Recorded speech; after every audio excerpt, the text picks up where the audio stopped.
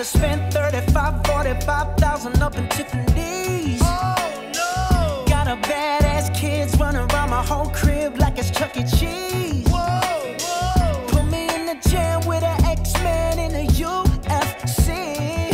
Can't believe it. I'm in disbelief. This bitch got me paying a rent. What's up guys? Pupunta akong site ngayon. May inspect ako na kalsada kasi tumawag yung residente kanina, nagrereklamo sa city engineer namin. Visit. So yun na nga guys, nagrereklamo yung residente dahil yung kalsada niya hindi pa daw inaayos. So sabi niya,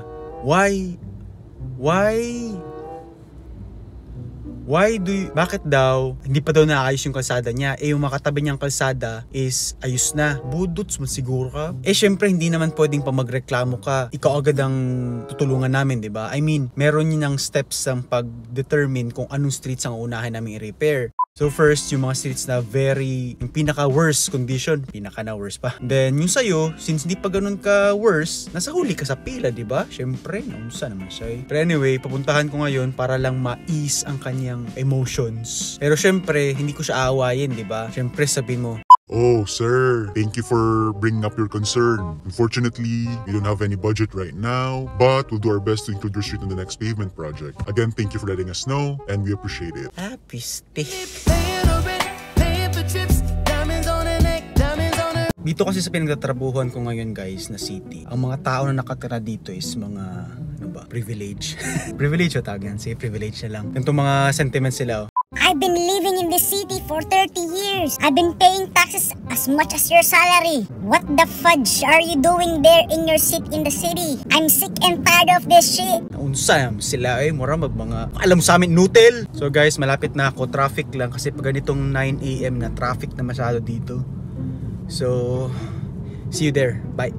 So guys, andito na tayo ngayon sa location. So nakikita nyo dyan, puro mga alligator cracks. Then kumakalat yung mga cracks na yan dahil nga tong street na to is 2015 pa since last siyang nirepave. Hindi ko alam ba't hindi to na-repave kasi tong kalsada na to nasa dulo ng city limit, so hindi na siya napapansin. So kaya sobrang daming mga residente na tumatawag sa amin. So meron nga palang tinatawag na PCI o Pavement Condition Index. So yung ginagamit namin para ma-determine kung anong mga streets ang next naming i-repave. So yung PCI na yan, meron siyang mga numerical value na ginagamit namin to assess the condition of the pavement. So the higher the number, the better pavement condition. So typically pag 100 yung score, bagong gawa yung kalsada. So bago yung pavement. Pag 80 to 90 naman, ibig sabihin nasa very good condition siya. Although meron siyang mga maliliit na mga sira, pero tolerable naman. So typical na ginagawa dito is mga maintenance lang. Pag 60 to 70 naman yung score, nasa fair condition pa rin siya, nadadaanan pa rin siya ng mga sasakyan. However, yun na yung time para i-rehab mo na siya. Dahil kung hindi mo nire-rehab, tuluyan na yung magiba, masira. So yung mga typical rehabilitation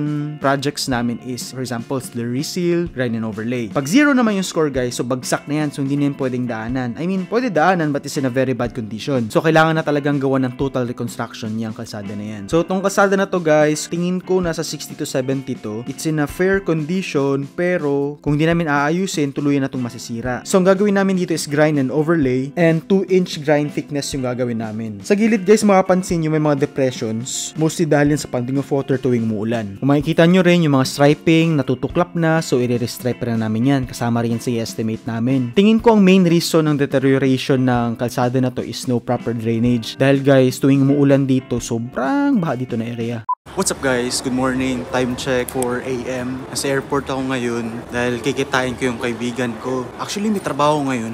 Work from home ako ngayon and bukas. So naisip ko, why not work from the road na lang? Okay, update ko kayo mamaya. Okay, see you. Bye. So guys, parang nawawala pa ako. Terminal 7 dapat, sa Terminal 6 ako ngayon. Guys, hinahanap ko yung Terminal 7. Boarding time, 48 minutes na lang. Kaso. Ay. So guys, nagmamadali na nga pumunta sa gate ko and yung boarding time namin is 6 AM. Ay, kasalanan to ng TSA kasi sabi niya kanina 5 AM pa daw mag-open yung gate. Finally, nahanap ko rin. 30 minutes left guys before ang boarding. At least hindi tayo naiwan na aeroplano, diba? So habang naghihintay dito, check ko na lang muna yung mga emails ko para medyo productive naman tayo. Diba nga work from home ako ngayon? Okay, game start! Guys, touchdown Houston. Actually, may 2 hours time difference ang Houston and LA. Mamaya may meeting ako na 11 AM. So, kung dito sa Texas, ang meeting ko is 1 PM. So ayun na nga guys, palabas na ako ng terminal and nakasalubong ko yung kaibigan ko. Pero hindi niya ako napansin. So susundan natin siya. Barkada ko nga pala to nung elementary and sa Arkansas siya nakatira. Arkansas or Arkansas? Arkansas. Ba't basta sa Arkansas guys? Your attention please. Uy! Gago ka! Ano ko? What's up guys? Sa Houston na ako ngayon and nakasama ko barkada ko nung elementary. Guys, ang purpose ko pumunta dito para kunin yung MX3. Dala mo yung MX3? Yes. Okay guys, igutom nami. Okay. Hindi ako masyado makapag-share.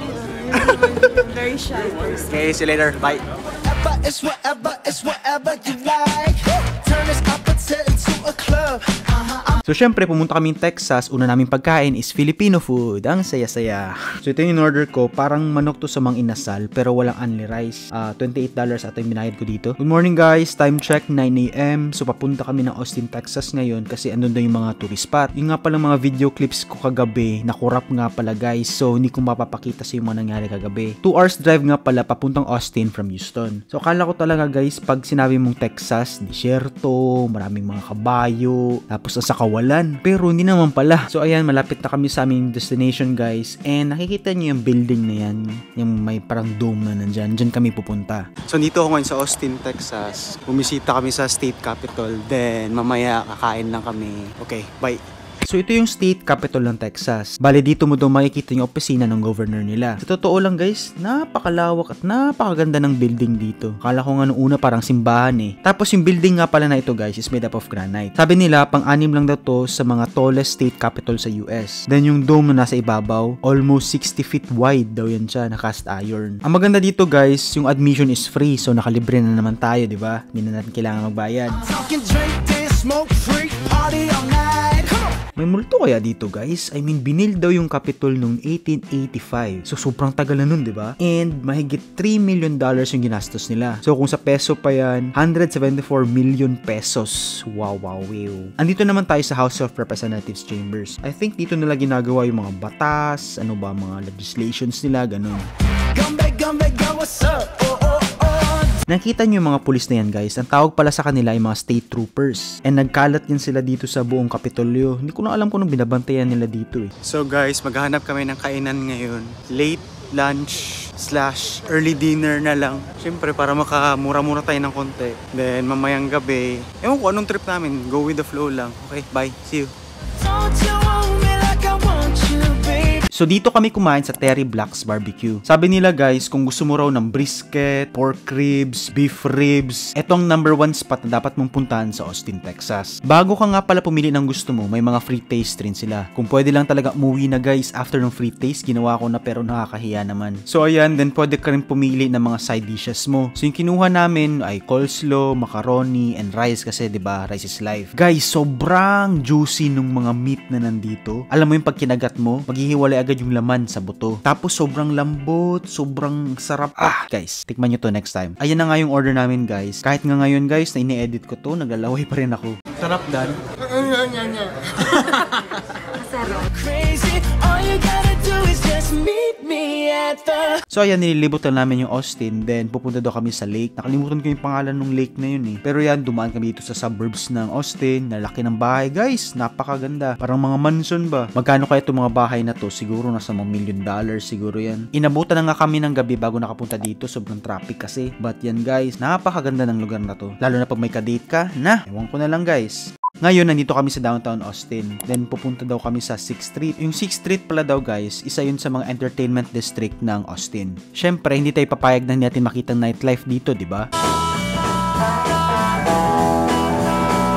Nung naglalakad kami dito, nakita namin tong mechanical bull and na-curious kami. Kasi meron ng mga nakasakay dito and naisip ko, madali lang pala yan. So tinanong namin yung nagbabantay, sabi niya, $10 per person daw per ride. Then walang time limit. Depende lang daw kung gaano kakatagal mahulog. So guys, yan yung unang sumakay. Galing niya no, swabe lang. Then yung pangalawa naman guys, ganun din. Easy peasy. How'd kayo sila guys? How'd kayo makiyod ba? So naisip ko, subukan ko kaya to. Sa totoo lang, kinakabahan ako dito. I mean, ganun talaga diba pag first time?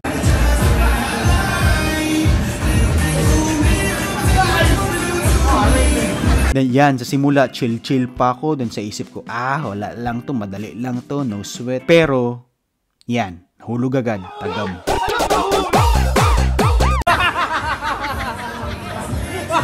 Kaya nag-request ako sa operator ng isa pa. Hindi ako papayag guys, sa ganun ako kabilis matapos na, hindi pwede yan. So tinanong ko pa yung mga babae kanina, sabi ko, uy, anong technique nyo dito sa pag-cute-cute nyo dyan? Sabi nila, ganito lang pag-cute dito. So sa second round guys, mindset na ako niyan. Sabi ko, hindi dapat mahulog na to. Sabi ko, kabisado ko na to dapat pala sabayan mo lang yung flow ng bull. Yan. Let's go. Meron namang hawakan guys, pero mahirap rin siya kasi parang, ewan ko, basta yung hawakan, walang silbi yung hawakan dyan.